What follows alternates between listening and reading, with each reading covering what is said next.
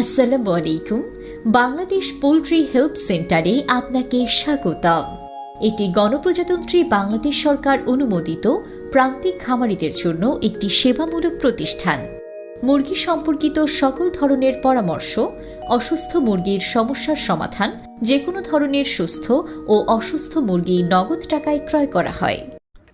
Bangladesh poultry help centre থেকে আমি জুয়েল সরগাছি আপনাদের সাথে আজকের খবর জানানোর জন্য। আজকের খবরে প্রথমেই রয়েছে, আপনারা জানেন বাংলাদেশ পোল্ট্রি হেল্প সেন্টার সবসময় খামারিদের হয়ে কাজ করে, খামারিদের পাশে থাকতে চায়।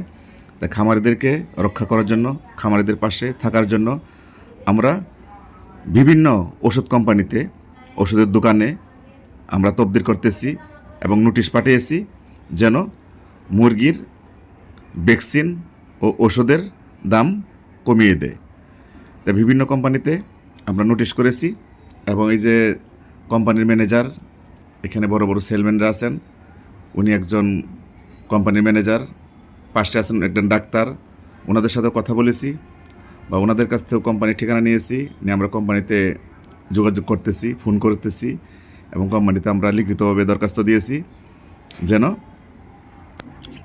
যেহেতু মুরগির দাম কম, খামারিরা খুব লস হচ্ছে, এইটা আমরা ওষুধ কোম্পানির মালিককে তুলে ধরেছি।